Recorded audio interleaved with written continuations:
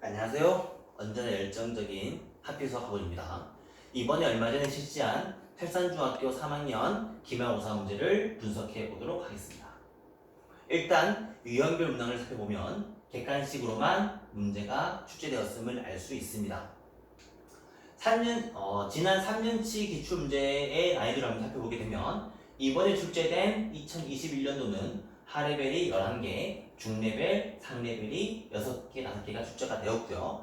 지난 20년도와 19년도는 이렇게 출제가 되었습니다. 자, 그런데 작년 2020년도는 코로나로 인해서 학교 난이도를 좀 낮춰서 문제를 냈기 때문에 하레벨 문제가 다소 많았었고요. 철산중학교는 원래 전통적으로 19년도와 이번에 보는 것처럼 하레벨과 중상 레벨의 문제를 합한 수가 거의 비슷한 편입니다. 하레벨과 중상 레벨의 비중을 이렇게 보시면 되겠습니다. 이번에도 레벨을 결정 지을 수 있었던 킬링 문항을 살펴보게 되면 이번 문제에서 가장 어려운 문제는 바로 22번이었습니다. 22번은 2차 함수와 1차 함수를 이용한 활용 문제였습니다. 그런데 이 문제는 사실상 2차 함수보다는 1차 함수에 좀 더 가까운 문제였고요. 이 문제는 고등학교 1학년 아이들이 지금 고등학교 1학년 아이들이 풀고 있는 도형의 방정식 문제라고 해도 무관할 정도의 문제 유형이었습니다. 지금 고등학교 1학년 아이들한테 이 문제를 풀어보라고 하면 제가 판단했을 때는 웬만한 상위권이 아니면 이 문제를 쉽게 풀기는 힘들 것으로 보입니다. 그 정도의 난이도가 나왔고요.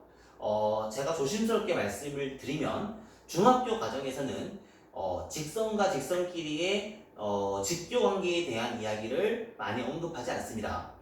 직선과 직선끼리 직교관계는 고등학교 1학년 때 많이 언급을 하는 편인데 지금 이 문제에서는 직선과 직선 간의 관계를 물어보면서 아이들이 다소 힘들게 느껴지지 않았을까. 또한 넓이를 구하는 과정에서 많이 힘들었을 것으로 보입니다. 자, 22번은 제가 한 몇 년간 봤던 철산중학교 문제 중에선 가장 어려운 문제 유형이었던 것으로 판단하고 있고요. 나머지 13번 문제는 2차 방정식의 실생활 문제였습니다. 사실 이 문제는 거의 대부분의 교재에 다 수록이 되어 있는 가장 무난한 문제 유형입니다. 사실은 무난하고 실제로 아이들도 몇 번을 접해봤을 법한 문제이긴 한 건 사실입니다. 그렇지만 숫자가 복잡하고요. 거기에 따라서 문제를 풀다가 실수할 수 있는 여력이 많기 때문에 어떻게 보면은 실수 싸움으로 갈 수 있지 않을까라고 생각을 합니다. 그리고 제가 언급하지 않았지만 2차 함수를 이용한 2차 함수의 대칭성을 이용한 도형 문제가 두세 문제가 출제가 되었고요. 그 두세 문제는 실제로 다른 학교였다면 그 문제가 가장 어려운 문제야라고 말할 수 있을 정도로 난이도가 높은 문제였던 것도 난이도가 높은 문제였었습니다. 그렇기 때문에 이번 시험 문제가 대체적으로 좀 높았던 걸로 보이고요. 만점자가 한 반에 한 두세 명 정도이지 않을까. 학교 시험에서 중학교 레벨에서 만점자가 두세 명이면 많은 편이 아닙니다. 한 5명 정도가 되는 게 거의 평범한 레벨인데 이번 중학교 3학년 아이들은 한 반에 2명 혹은 3명 정도가 만점인 것으로 보이고 그것보다 적은 반도 있습니다. 사실. 그리고 90점대 이상의 학생들 또한 많지는 않을 것으로 보입니다. 중학생들이기 때문에 많은 친구들이 고등부 선행 수업을 하고 있을 것으로 판단을 하고 있고 고등부 수학 상 공부를 여러 번 반복한 친구들이었다면 이 문제는 상당히 무난하다고 느낄 수도 있지만 그렇지 않은 친구들, 평소 심화 문제를 많이 접해보지 않은 친구들한테는 70점 이상을 기대하기는 힘들었을 것으로 보입니다. 다시 한번 말씀을 드리면 좀 더 전반적인 총평을 한번 말씀을 드리게 되면 이번에 크게 어려웠던 문제는 한두 문제였던 건 사실입니다. 하지만 그 문제를 제외하고도 대체적인 난이도가 되게 높았기 때문에 아이들이 느끼는 부담감은 컸을 것으로 보이고 저는 학교 시험 문제를 평가할 때 어려운 문제가 몇 개입니까를 가지고 난이도를 평가하는 게 아니고 중간 레벨 문제랑 상 레벨 문제가 전반적으로 몇 개입니까? 하 레벨과 중상 레벨의 비율이 몇 대 몇입니까를 가지고 비교하는 편입니다. 그런데 철산중학교에서는 이번에 중 레벨 문제 또한 쉽게 풀리는 문제가 사실 아니었기 때문에 아이들이 많이 어려웠을 것으로 판단이 되고, 그래서 역시 철산중학교구나라는 느낌이 들 정도의 난이도가 높았던 걸로 보입니다. 그래서 그런데 아까 말씀드렸지만 선행 공부를 어느 정도 한 친구들이라면 수월했을 것으로 보이고요.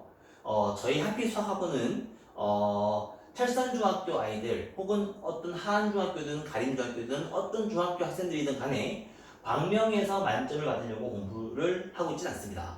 물론 광명에서 지금 속해져 있는 학교에서 만점을 받는 게 가장 중요한 목표이긴 하지만, 그것보다 더 중요한 목표는 지금 하고 있는 과정을 마무리 짓는 게 상당히 중요합니다. 특히 3학년의 경우는 2차 방정식과 2차 함수가 얼마나 잘 되어 있는지에 따라서 고등학교 수학을 공부할 때 얼만큼 수월하게 공부할 수 있는지가 정해지기 때문에, 저희는 이번에 공부를 할 때 부모님들이라든가 아이들한테 미리 공지를 한 게, 중학교 3학년 레벨에 멈추지 않는 거다. 여기에서 고등학교 문제를 적당히 잘 가지고 와서 고등학교 문제를 복습하는 것 정도의 레벨로 공부를 시킬 거다라고 말씀을 드렸고, 실제로 그 정도의 트레이닝을 많이 했었던 걸로 보입니다. 아쉬운 점수를 받은 학생들도 분명히 있긴 있지만, 그래도 이번 기말고사를 통해서 많은 연습과 충분한 트레이닝이 되지 않았을까라고 생각을 합니다. 다가올 여름방학 및 2학기 공부를 말씀을 드리게 되면, 중학생들은 평소에 하고 있었던 선행을 꾸준하게 이어가는 게 가장 중요하죠. 중학교 3학년의 경우는 웬만하면 수학상, 수학하까지 공부를 했을 거라고 생각을 하고 있기 때문에, 이번 방학 때는 그 선행과는 별개로 반드시 문제풀이 수업을 병행하시기를 강하게 권해드립니다. 그렇기 때문에 고등학교 과정은 개념만 가지고 공부를 하는 것은 공부를 하지 않는 것과 똑같습니다.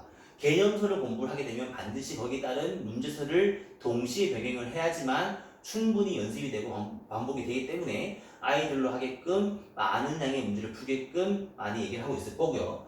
선행이 아무리 빠른 학생이라고 하더라도 학기가 시작되었을 때 2학기 수업을 시작하고 나서는 일정 부분의 수업을 할애해서 현 학기, 즉 3학년 2학기 심화 문제가 반드시 병행이 될 수 있게끔 준비를 할 거고, 저희 학원은 아이들 레벨에 맞게끔 A급 수학 혹은 최상위 수학 혹은 자이소리 같은 교재를 가지고 선행과는 별개로 현행 반복 심화 수업을 시킬 계획을 가지고 있습니다.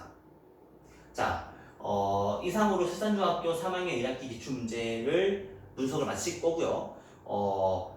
이번 여름방학을 잘 준비해서 고등학교 가서도 자신감 있는 학생들이 되기를 바라보겠습니다.